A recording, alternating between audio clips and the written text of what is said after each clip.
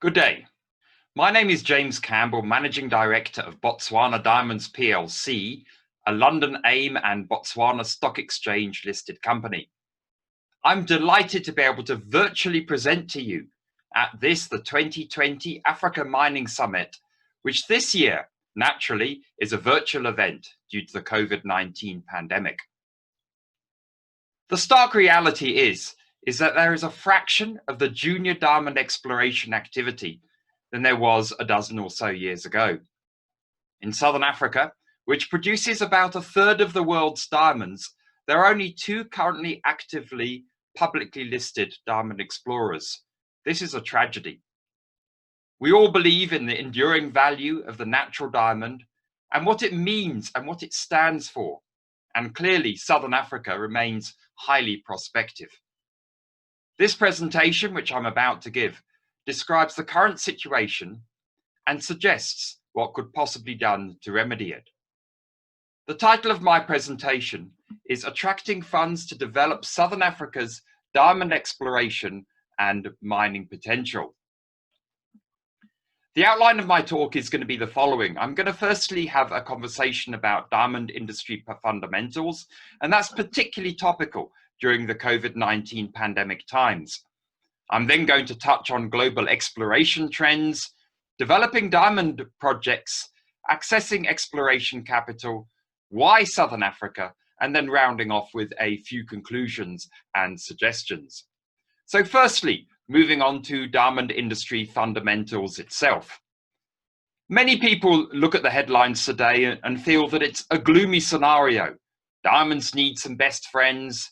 There's a diamond crash. Just don't ask how bad it is. Worldwide diamond mining and sales plummet due to COVID-19. However, it is important to remember that diamonds actually are not a commodity. They symbolize lasting values such as love, which is fundamental to the human condition. It goes beyond engagements and weddings and celebrations of special occasions, and in fact is a long-term source of value in volatile times. Natural diamonds are authentic, traceable, and sustainable, and are appealing to millennials, especially when there is provenance and good governance and sustainability attached to it. Large and colored stones are especially in demand at the moment. And if one looks at history, one always sees that diamonds are probably one of the first to take a plunge in terms of natural price when there are harsh economic conditions. But then again, they rebound very, very strongly when conditions are strong. And in fact, a very good statistic, which I often use, is that Chai Tao Fook, a large Chinese retailer, has actually opened 50 stores since the opening of the Chinese economy following the major pandemic in Wuhan. We all believe that the luxury market will also adapt to the new demands. Sales of luxury goods are set to fall, and consumption of luxury goods, however, are set to weather the crisis itself. Online purchases, which naturally are an important part in this pandemic, are set to increase. But like any business, the luxury goods business is profoundly transforming during these particularly challenging times. And the future market will depend on the luxury goods ability to be able to adapt and survive as we come out of this recession in probably what we're going to see is some kind of long gradational movement moving into the course of next year. The long-term supply demand in the diamond business does look good. Rough diamond supply is still yet to decline. Diamond, notwithstanding the current shock, are expected to rebound itself. And with the declining supply and increasing demand overall, and the lack of new discoveries coming into the market itself, there will be gradual increases in natural diamond price over time. So therefore, let's just kind of touch on some global exploration trends. Now we've actually given a bit of a picture of the diamond market. Global exploration budgets naturally, or perhaps not naturally, because one does, I believe, need to be counter-cyclical in these kind of times, have been slashed during the course of 2020 as businesses have actually sought to survive. We're looking at the lowest global exploration trend in 15 years. Junior debt financing is down 50%. However, there is continued merger and acquisition activity as a result of lower budgets and economies of scale. Many are forecasting a modest rebound for 2021. If one looks at the detail behind that exploration spend, you'll see that grassroots exploration spend has been further eroded, and most exploration work is either contiguous to mine sites itself or actually on the mines themselves. So little is being spent on grassroots exploration, and especially around new thinking around exploration and what could be the deposits of the future. If one looks at the regulatory compliance and the regulatory environment around it, there is continued onerous reporting requirements from the major stock exchange, and I've highlighted three here. The three major stock exchanges which juniors tend to belong to, the London AIM market, the Australian Stock Exchange, and the Toronto Stock Exchange. And many people view juniors who are listed having lesser reporting requirements and lesser ESG compliance requirements than majors. But actually nothing can be further from the truth, and juniors have to actually undergo the same level of regulatory rigor and ESG compliance as other people have to. But if you paint that picture and looking at what different countries are doing to attract the exploration dollar, Canada has a very famous flow-through share scheme, which has created an extensive exploration business in Canada, and in fact the world, for companies which are listed on the Canadian Stock Exchange. This provides investors with major tax rebates when they invest in junior companies. Australia has also followed suit in what they call the Junior Mineral Exploration Incentive, and Australia is rapidly becoming a destination of choice for explorers and juniors. South Africa launched the 12J scheme in 2009, and this was modeled very much on the British incentive scheme. However, and very, very sadly, it is a complex scheme, and no juniors or exploration companies have been able to participate in this and therefore get the tax incentives and generate local investment from South Africa to explore in South Africa. So moving on to development of diamond projects. Development of diamond projects is essentially an investment in risk reduction. If we start at the left-hand side of the slide, where we look at things such as mapping, exploration, and geophysics, going through to core drilling, large diameter drilling and bulk sampling, and following the SAMREC code and exploration target or a deposit, moving into mineralization, pre-feasibility study, and bankable feasibility study, and following that from a resource perspective, an inferred resource and an indicated resource. What I've also painted on this particular project is our Botswana Diamonds projects, starting at the exploration target and anomaly, where we have projects in Botswana, Sunland and Sekaka, Marangi in Zimbabwe, and then moving through to mineralization at Maibwe and Thorny River, and the recently acquired Sekaka Diamonds KX36, which has an inferred resource. Investors' appetite chiefly depends on chiefly depends on their degree of confidence, and some are focused on the lower end, where they have a very high risk appetite and they look for exploration success. Others, such as banks, look more at the right-hand side of things, where there is a great deal of certainty, dividend flow, bankable feasibility study, and indicated resource. The key differentiators here, which are particularly important, are the deep expertise in technology, an understanding of the deposit itself, and very, very importantly, access to funding, as without funding, none of this is possible. Just very briefly touching on a little bit more detail around Botswana Diamonds projects. Sekaka is focused on the bulk sampling of KX36. This is a kimberlite deep within the Kalahari Desert of Botswana and will require innovative thinking and innovative technology in order to actually commercialize it. Nearby to this, in Sunland Minerals properties, there are kimberlites waiting to be discovered. And a little bit further west of this in Maibwe, there's some very high interest kimberlites with abundant microdiamond content. In South Africa, we're looking at the Thorny River and Marsfontein project areas. And Marsfontein is almost unique in that it had a 3.5 day payback when the mine went into production. So what we're looking at here are small, very high grade kimberlites, which are on the surface. And we are working with 2 technology providers, one in Canada and one in the UK, who have very innovative approaches to this form of technology. Moving on to a little bit around funding and where different investors come in at different stage. This gives the standard J curve, as it's often called, in the mineral exploration environment. At the very beginning, you typically have friends and family, and as my chairman would say, the 3 Fs, friends, family, and fools, who actually invest in companies when they're an idea. They develop into a prospecting license, they start to do some drilling, they start to ramp up their value quite quickly. Other investors start to come in, such as smaller funds.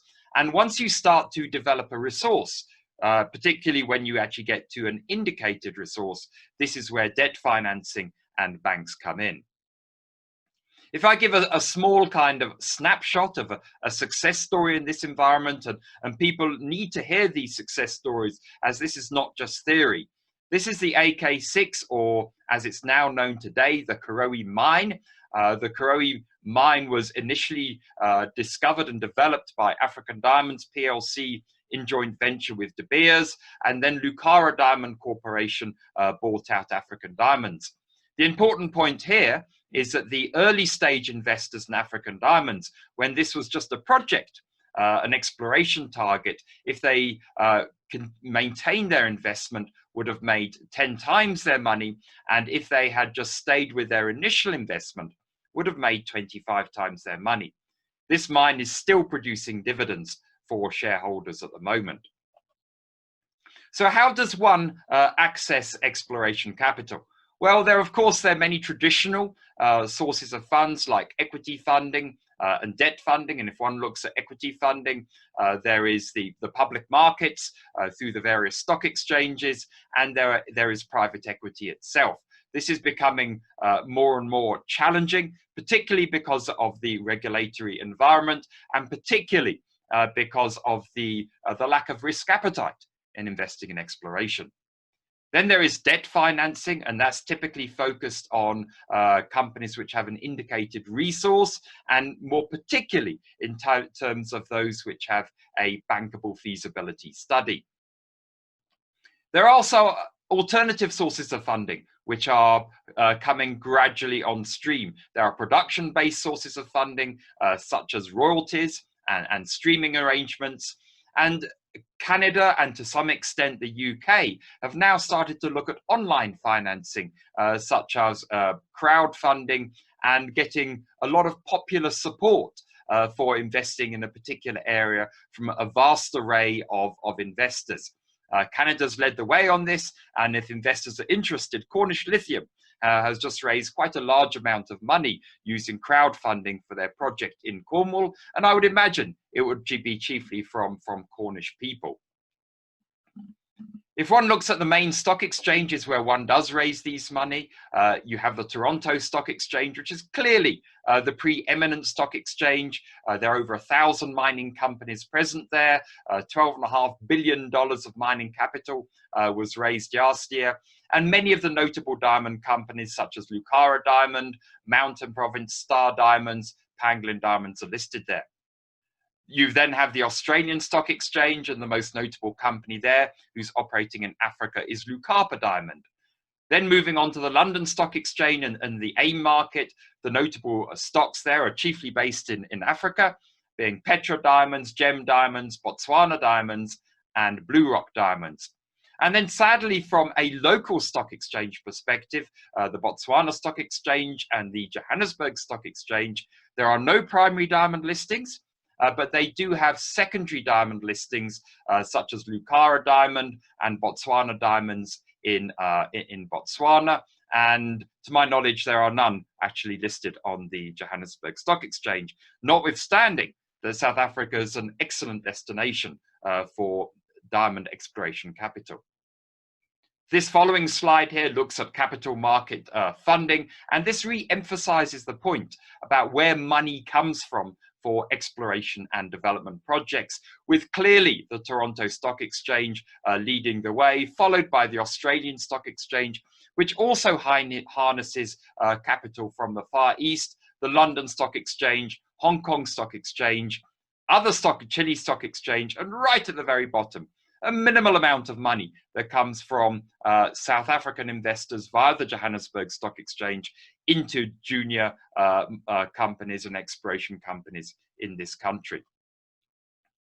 So how does one discover, how does one put together a company which can actually do this kind of work, seeing all the challenges we've actually outlined to date? Very importantly are the role of mining incubators. And what mining incubators do, they bring together technical skills, financial skills, corporate skills, and an array of investors to actually launch or incubate a company. Three groups I would just like to mention, which have been very successful incubators over a number of years, are the HDI group out of Canada, the 162 group out of Dublin in Ireland, and the Lundin group, based out of Canada and Scandinavia. And these generate projects to a point where they have their own legs and they continue on their own footing once the incubation process has taken place. It's almost analogous to a child. The incubators would birth the child, would look after it and shepherd it as it goes through childhood and adolescence. And once it's kind of grown up, for want of a better word, where they have a bankable feasibility study or a mine, then the incubators let go and they become fully fledged companies in their own right. Why Southern Africa? It's a highly prospective diamond region. It has a solid track record of economic diamond production for well over 120 years. And it produces 1/3 of global diamond production. And on the other side of this, it has very limited competition. So there are great opportunities for diamond explorers in the region. However, if one looks at the Fraser Institute study published earlier this year, there is a perceived risk which continues to deter investors. However, this is a general case across the whole of Africa. Botswana is a notable exception. It's seen as the Switzerland of Africa.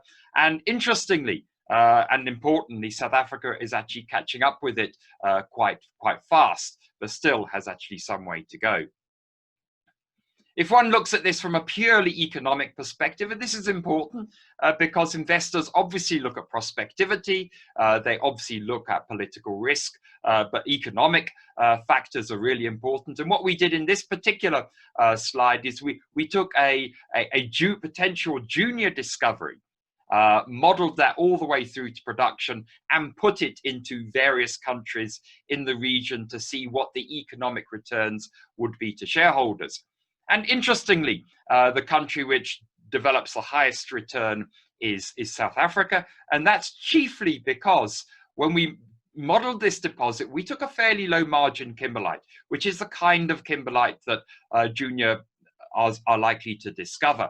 And the 10% royalty that exists in Zimbabwe, in Botswana, and Eswatini tends to take a large amount of the money off the table before it goes back to shareholders. In South Africa, the royalty is much lower, and it's linked to profitability, which I think is a much better model, and therefore a similar size of deposit would be, from an economic perspective, much more attractive in South Africa.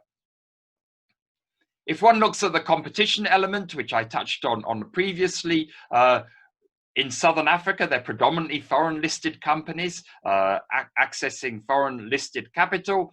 And these are typically from the UK and Canada.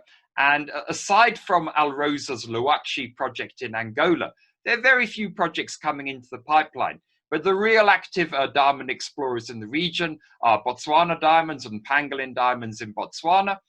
In South Africa, from a junior perspective, it is just Botswana Diamonds, although Blue Rock Diamonds are developing the Karifle deposit near Kimberley. And in Zimbabwe, Botswana Diamonds has a partnership with Vast Resources, where we are looking to develop the Morangi field and, once conditions allow, explore elsewhere. So in conclusion, ladies and gentlemen, if I kind of bring together all of these kind of strands, the diamond supply gap is widening, despite the short-term economic hiccup with the COVID-19 pandemic.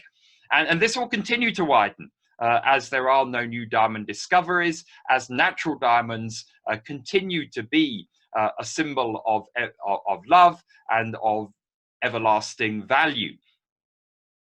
Southern Africa remains a highly attractive destination. It's improving on the Fraser Institute in comparison to countries such as Canada and Australia. From an economic perspective, it certainly has the ability to generate important returns. And importantly, there's very, very little competition. So those early entrants can certainly steal a march. However, there are certain things that need to be done in order to be able to improve this. Security of tenure and political certainty are absolutely fundamental to attract investors. Local incentivization is key. I've often spoken on public platforms that is there any reason why Botswana and South Africa and Zimbabwe cannot look at the same kind of scheme that Canada or Australia have? And looking at the recent initiative that's coming out of South Africa, led by the junior desk of the Minerals Council, I hope this will become a reality in the not too distant future. The emergence of new business incubators are absolutely keen, especially in the development of emerging and previously disadvantaged miners, where they do need to partner with people who have deep financial, corporate, and technical experience. The role of breakthrough technology is also fundamental. If you carry on doing the same things of the past, you'll get the same result. So you need to look at innovative approaches to exploration to find those new diamond deposits, because there are those to be found, but it will only be found through the application of innovation technology. And also equally important in mining. If you want to actually commercially mine something in the Kalahari, you might have to look at something such as dredging or using the abundant water that sits at the Kalahari and bedrock interface. And then very, very importantly, particularly in South Africa, is the building of prospective investors' trust with the communities itself, with the country, to bring everybody alongside you as you move from exploration through to project and through to mining. So thank you very much indeed for your time, ladies and gentlemen. I hope you enjoyed this presentation given to the 2020 Virtual Africa Mining Summit. Sadly, I cannot ask for any questions, but I look forward to any feedback that you may have. My email address and my contact details are on this final slide. Thank you very much indeed for listening.